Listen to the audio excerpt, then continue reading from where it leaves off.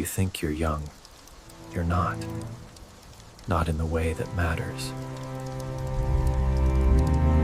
Your brain is losing plasticity. Your risk tolerance is dropping. Your responsibilities are multiplying. Your 20s aren't practice, they're the foundation. And you're building yours on comfort and delay. This is the decade that determines everything. And most people realize that at 31, when it's already gone. The clock is ticking. You feel it. A quiet hum beneath the surface of your days. It's the sound of time passing, of opportunities slipping away. Your 20s are a unique season. A time of immense possibility, but also of subtle, often unnoticed, erosion. You're building a life, brick by brick, but are you building the right one? Are you aware of the invisible currents pulling you off course? This is about understanding what you might be missing before it's too late to reclaim it. The illusion of infinite time. You believe you have an endless supply of days. This is a common mistake. You wake up each morning assuming tomorrow will simply arrive. It's a quiet assumption, rarely examined. You see your friends making plans for next year, for 5 years from now. You nod along. You feel a sense of calm. There is a subtle pressure, though. It whispers that you can always do it later. That novel you want to write? Later. That skill you want to learn? Later. The people you want to reconnect with? Later. This feeling of later is a comfortable blanket. It shields you from the urgency that might otherwise prickle your skin. You watch the seasons change, the years blur. Each passing moment feels like a drop in an ocean of time. Consider the daily routine. You wake up, you work, you consume entertainment, you sleep. This cycle repeats. It feels solid, predictable. It creates a strong sense of continuity. You think, first have so much time to figure things out. This thought is a powerful sedative. It encourages inertia.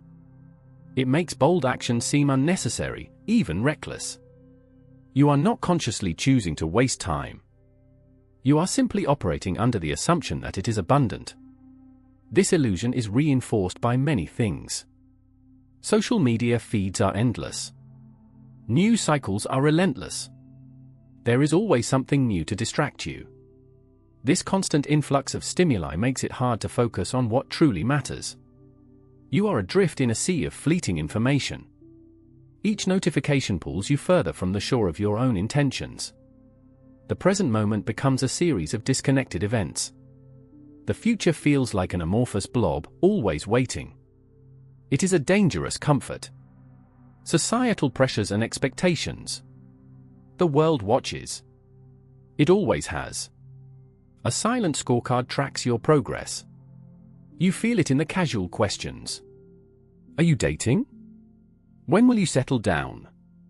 These aren't just polite inquiries. They are subtle nudges. They push you towards a prescribed path. A path defined by others. Marriage, a steady career, perhaps a house by a certain age. These are the markers. They signal success. They show you've met the unspoken standard. Failure to meet them brings a quiet disapproval. A sense of falling behind. There's a pervasive narrative. It's woven into movies and television. It's whispered in family gatherings. This narrative dictates milestones. It sets timelines for life-significant events. You see it in the pressure to get married young, or to climb the corporate ladder rapidly. The expectation is often to have it all figured out. By your mid-20s, you should have a clear direction. A defined purpose. Anything less feels like a personal failing. It's not just about personal ambition. It's about conforming. This pressure can manifest in small ways. A friend's engagement announcement. Another's promotion.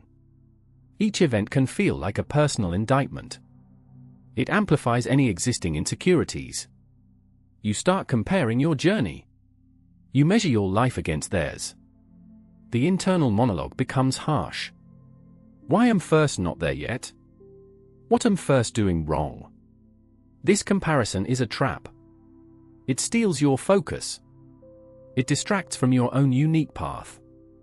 You begin to doubt your choices. You wonder if you're making the right decisions. The digital age amplifies these pressures. Social media presents curated lives. Perfect snapshots of achievement. It's easy to forget the reality behind the filter. The struggles, the setbacks. You see only the highlight reel. This constant exposure creates an illusion. It makes the societal expectation seem more attainable, more real. It fuels the feeling of inadequacy. The quiet anxiety that you are not enough, that you are missing out. This is the weight of external validation. It's a heavy burden. The cost of procrastination. The quiet erosion of time is a debt that accumulates without notice. You tell yourself you have plenty of it. Weeks blur into months. That project you meant to start gathers dust in your mind. The skills you wanted to learn remain dormant. This isn't about laziness, it's a subtle form of self-sabotage. The opportunities you let slip away were not just moments, but pathways. Each deferred action closes a door, sometimes permanently. Consider the career you envisioned. The courses not taken, the networking event skipped, the extra effort not applied. These small hesitations compound. A competitor, perhaps less talented but more decisive, seizes the opening. They gain experience, build connections, and advance. You remain stagnant, watching from the periphery. The gap widens, not because of a grand failure, but due to 1,000 tiny delays. This is the silent tax on indecision. Even personal growth suffers. The fitness goals postponed, the difficult conversations avoided, the creative pursuits shelved. These are not trivial matters. They are the building blocks of a fulfilling life. When you delay, you postpone not just an action, but a future version of yourself. This future self, more capable, more content, never arrives. The cost is a persistent, low-grade regret. It's the feeling of what might have been, a phantom limb of unrealized potential. The true cost of procrastination isn't just lost time. It's the diminishment of your own agency. It's the gradual surrender of control to circumstance. You become a passenger in your own life, reacting rather than creating. This passive stance breeds a quiet desperation. It's a slow realization that the life you are living is a consequence of the things you didn't do, rather than the things you did. Embracing imperfection and growth. Perfection is a myth. It's a polished surface that hides 1,000 cracks. Your 20s are not about achieving an impossible ideal. They are about the messy process of becoming. Mistakes are not failures. They are data points. They show you what doesn't work. They guide you toward what does. You will stumble. You will fall. This is not a sign of weakness. It is a sign of movement. It is the sound of learning. Consider the artist. They don't begin with a masterpiece. They begin with charcoal smudges. They begin with hesitant lines. They erase and redraw. Each imperfect stroke is a step. Each perceived flaw is a lesson in form. You are that artist. Your life is the canvas. The smudges are your early attempts. The hesitant lines are your tentative steps. Don't fear the mess. Embrace it. It is the raw material of your growth. This acceptance is not resignation. It is active engagement. It means looking at a failed project not with shame, but with curiosity. What went wrong? Why? The answers are there. They are often quiet.